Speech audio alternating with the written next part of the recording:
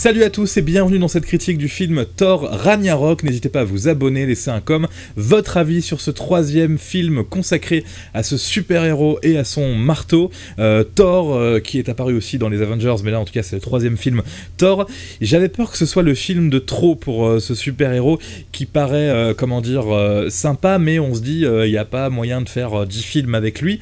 Et ben en fait j'ai adoré ce troisième épisode, j'ai trouvé ça vraiment excellent.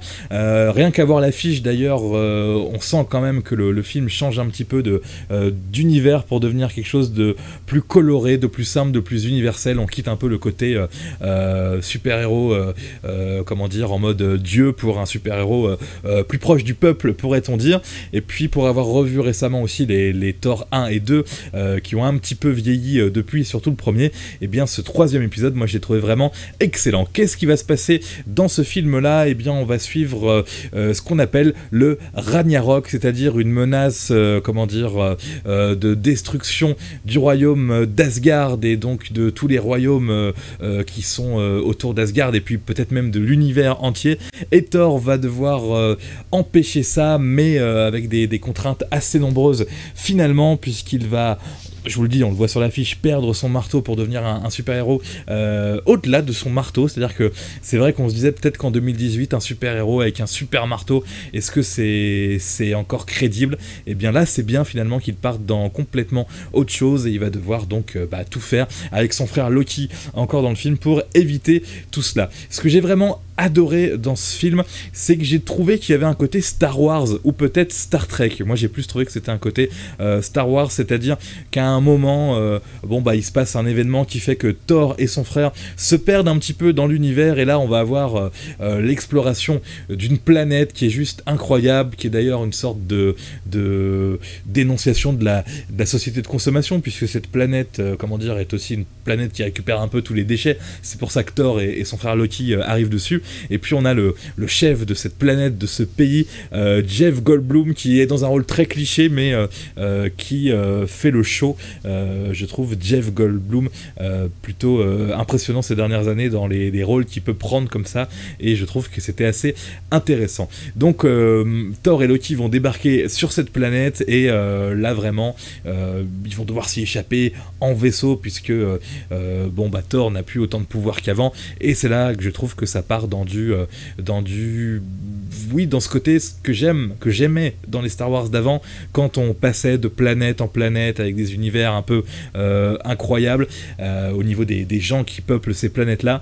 Et là, même si c'est un petit peu cliché, l'apparence de l'alien dans ce film-là, ils arrivent à en rigoler et à en faire vraiment quelque chose de drôle. Je pense à un espèce d'alien tout en pierre qui est extrêmement drôle et complètement décalé par rapport à son apparence. Et puis vous voyez sur l'affiche aussi, Thor et Loki vont tomber sur Hulk, qui va participer à ce film et donner un petit côté, c'est presque les Avengers. Il y a une vanne aussi là-dessus dans le film, mais je la donnerai pas, avec Thor, Loki et puis d'autres combattants qu'ils vont engager pour sauver l'univers. Donc vraiment, ça a été une énorme surprise pour moi, j'ai trouvé ce film excellentissime. On va mater quelques critiques sur Sens Critique, où le film a une note plutôt sympathique de 6.4. Je crois que dans les critiques que j'ai choisies, j'ai vu beaucoup de gens extrêmement déçus sur Sens Critique, des gens qui disaient qui disait que c'est un film sur l'apocalypse et qu'on en fait une sorte de comédie où ça rigole non-stop, comme si Thor et Loki, enfin surtout Loki, on sait qu'il en a rien à foutre de l'humanité, de l'univers, mais comme si Thor lui aussi était en train de faire des vannes non-stop là-dessus, au lieu d'essayer de sauver l'univers. Mais bon, vous verrez en regardant le film qu'ils arriveront quand même à sauver l'univers, évidemment, mais ils arrivent à le faire avec de l'humour, de l'autodérision, des vannes sur les Avengers qui sont vraiment, moi que j'ai trouvé plutôt excellentes. Tonto, je vais lire la petite conclusion de Tonto. Thor Ragnarok souffre malheureusement de quelques importantes baisses de rythme et d'une ambiance peinant à s'émanciper de l'influence de son aîné Star Trek. Donc moi j'ai pas du tout aimé les films Star Trek, donc voilà, mais moi je trouvais qu'il y avait un côté un peu Star Wars dans ce film Ragnarok. Et puis Tonto lui dit qu'il a du mal à rendre hommage à Star Trek, ce film. La mise en scène est très soignée du réalisateur Waititi, ça empêche d'émettre d'importantes réserves sur ce film, dit Tonto, un film qui parvient à trouver un équilibre vraiment inattendu entre le trop et le pas assez. Il réussit à nous en mettre plein les yeux et ce faisant à nous faire oublier que cette saga avait démarré avec un des pires films jamais sortis de l'écurie Marvel. Rien que pour ça, on ne peut que le remercier. Alors là, Tonto disait que le premier Thor était totalement foiré. Moi, j'avais aimé le premier Thor, après je l'ai revu là il y a pas longtemps et c'est vrai que tous ces mouvements de caméra de travers comme ça, tous ces clichés, je me suis dit waouh, quand même ça a mal vieilli. Et en tout cas là je suis d'accord avec Tonto pour dire que ce troisième film, au moins pour le coup, est hyper original. Et puis surtout ce que disait un petit peu Tonto, le film arrive à faire la part des choses entre le côté impressionnant, effets spéciaux, baston et humour. Il arrive à bien mélanger les deux pour n'être ni dans la caricature dans l'un ou l'autre des domaines. Groot. Le cocktail Ragnarok donne l'impression d'être un mélange de tout ce qu'il y avait sur le comptoir, c'est coloré de partout, ça ne ressemble à rien de connu, le goût est excessif, acidulé et protéinéforme, mais c'est bon, mes compliments au barman.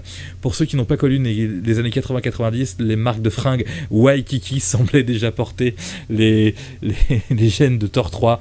Waikiki, marque de fringues, et puis là, le réalisateur que je ne connaissais pas, hein, réalisateur, je vais donner son nom quand même, c'est Waititi, son nom de famille, mais avec le prénom, ce sera mieux. Donc réalisateur que moi je découvre, Taika Waititi, qui pour moi fait quelque chose de très impressionnant dans ce Thor 3. Le petit avis de Groot, on passe à celui de Marvelous.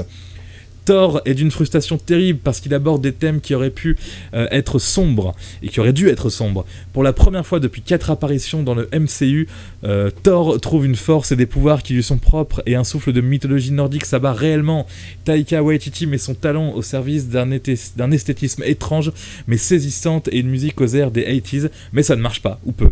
Le film s'évertue à paraître comique, à enchaîner les blagues et à descendre tout instant dramatique. Et si le futur de MCU copie cette année des comédies d'action qui ont explosé le box-office, ça peut faire très peur, car tout le monde n'est pas James Gunn. Voilà, Marvelous dit beaucoup de choses très intéressantes. Il est un petit peu gêné que ça parte en comédie à des moments, ce qu'on peut comprendre.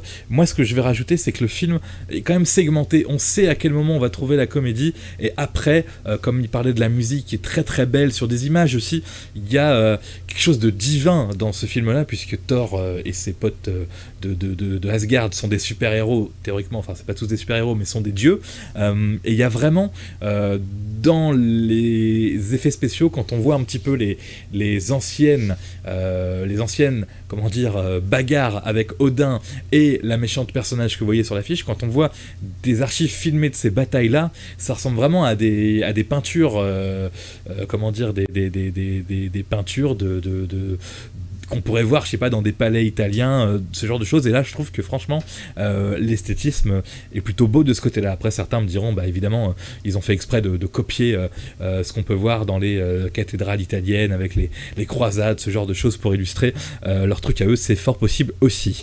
Le message, la critique plutôt de Behind the Mask. Thor, comme son réalisateur Taika Waititi, donne l'impression qu'il n'a rien à perdre en empruntant un chemin aussi étonnant au sein de son univers franchisé, mais pour autant, aussi imparfait soit-il, le film se révèle un sacré entertainment, un sacré divertissement qui passe très vite malgré ses 2 heures, aux scènes d'action extrêmement lisibles et à la mise en scène affirmée, au contraire du sympathique mais assez anonyme, au contraire de Spider-Man Homecoming, veut dire Behind the Mask.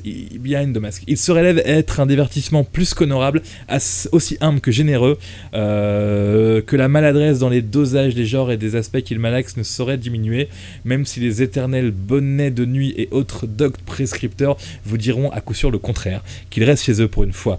Bref, il a beaucoup aimé ce film, un petit peu comme moi, Behind the Mask. Il rajoute un truc, il dit que le dosage est un peu maladroit entre la partie comédie, la partie baston et la partie où on explique les choses avec un esthétisme plutôt très très bon, comme je disais tout à l'heure. Allez, j'en dis une toute dernière, celle que j'ai lue avant était sûrement la plus intéressante. Je ne m'attendrais... Ah oui, ça c'est la dernière que j'ai choisie parce qu'elle est très courte et puis voilà, elle est très claire. Je ne m'attendais pas à prendre un si bon panard avec cette suite et pourtant ce fut le cas car tout fonctionne. C'est un vrai divertissement au sens premier du terme, pas de questions métaphysiques, juste du fun, bien maîtrisé et un immense plaisir ressenti. C'est aussi ce que je pourrais dire, puisque c'est vrai que j'ai pas fait gaffe que le film durait plus de 2 heures, contrairement au Star Wars Solo Story que j'ai vu à peu près au même moment.